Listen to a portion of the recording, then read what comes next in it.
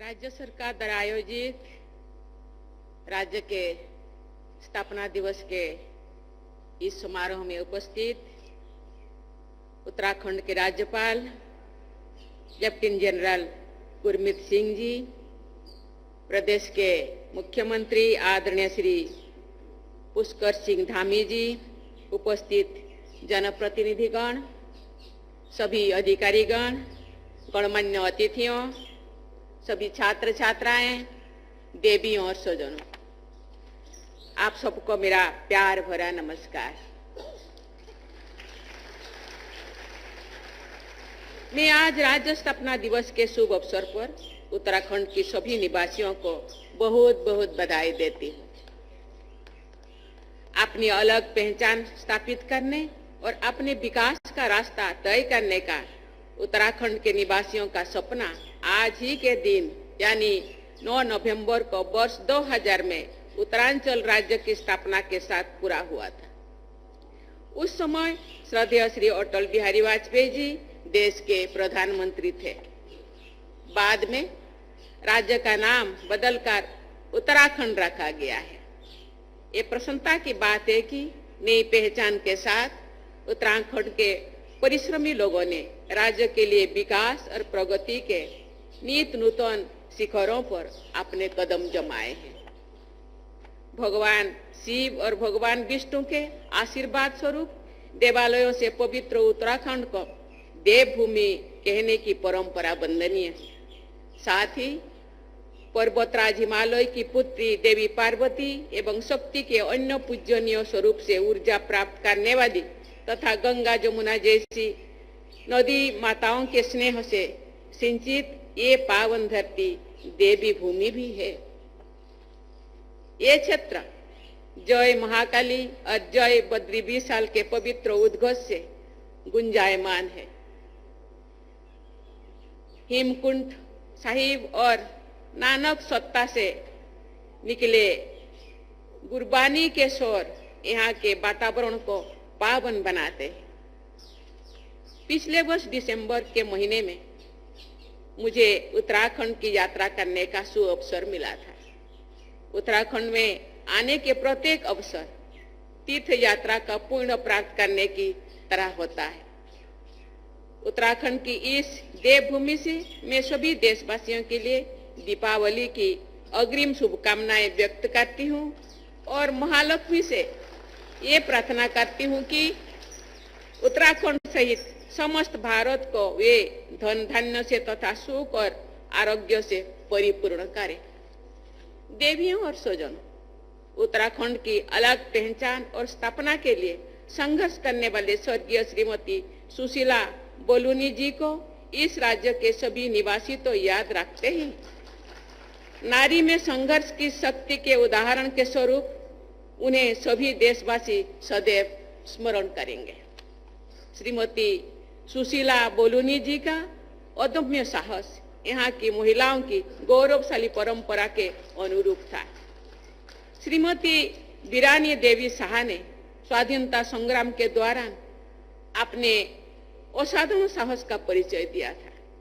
Mount Everest पर हमारा राष्ट्रीय ध्वज फहराने वाली प्रथम महिला बछेंद्री पाल जी और पेड़ों को बचाने के लिए युद्ध स्तर पर संघर्ष करने वाली गौरा देवी जैसे उत्तराखंड की महिलाओं ने पूरे देश के लिए आदर्श प्रस्तुत करते हैं। हाल ही में उत्तराखंड के बेटी वंदना कटारिया ने एशियन गेम में शानदार प्रदर्शन किया था। ऐसे महिलाओं ने उत्तराखंड की संस्कृति को मजबूत बनाया है।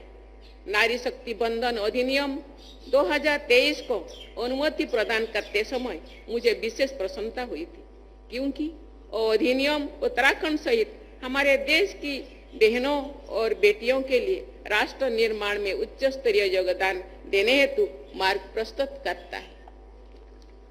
उत्तराखंड की ये भूमि वीर प्रसभा रही है। स्वाधीनता के बाद के सभी युद्धों में उत्तराखंड के वीरों ने सर्वोच्च बलिदान दिया है। मैं उन सभी वीरों को और वीरभूमि उत्तराखंड को नमन करती हूँ। भारतीय सेना ने शामिल होकर भारत माता की रक्षा करने में यहाँ के युवा गर्व की अनुभव करते हैं।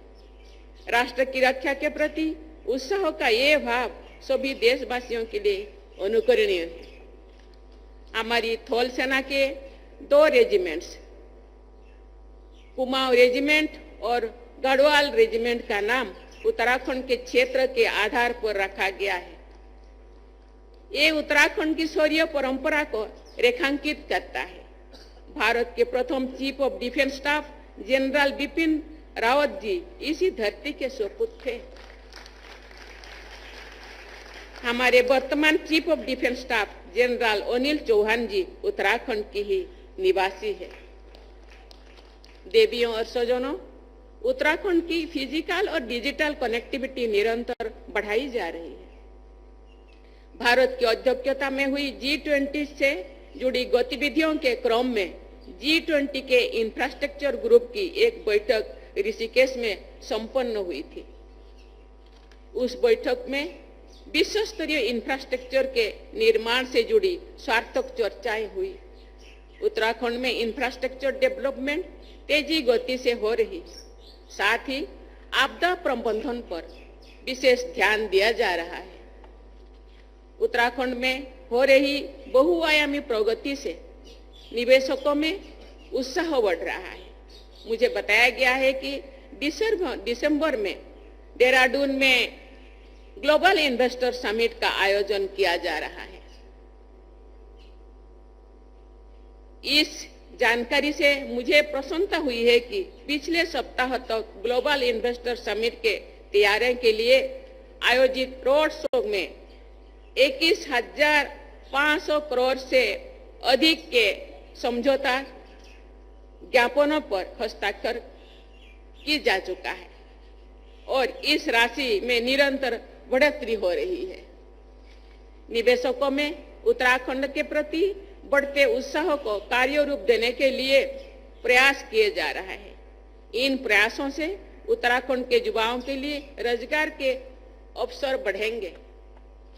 मुझे ये जानकर प्रसन्नता हो रही है कि झारखंड के विकास में इकोलॉजी और इकोनॉमी दोनों पर जोर दिया जा रहा है।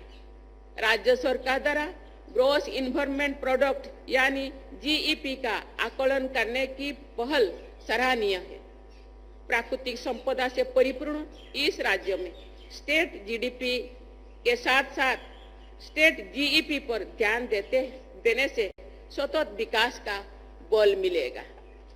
मैं उत्तराखंड के निरंतर विकास के लिए राज्यों की सभी निवासियों को शुभकामनाएं देती हूँ। राज्यों के विकास को राज्यपाल महोदय के मार्गदर्शन और आदरणीय मुख्यमंत्री जी के सक्रिय नेतृत्व से दिशा और शक्ति प्राप्त हो रही है। इसके लिए मैं आप दोनों की तथा राज्य सरकार की पूरी टीम को बहुत बहुत बधाई देता हूँ। मेरा विश्वास है कि देवी देवताओं के विशेष आशीर्वाद से समृद्ध इस पावन भूमि के निवासीगण सुख, समृद्धि और विकास की नई ऊंचाई तक अवश्य पहुंचेंगे। राज्य स्थापना दिवस के आप सबको एक बार फिर बहुत बहुत बधाई। धन्यवाद। जय हिंद, जय भारत। धन्यवाद महोदया।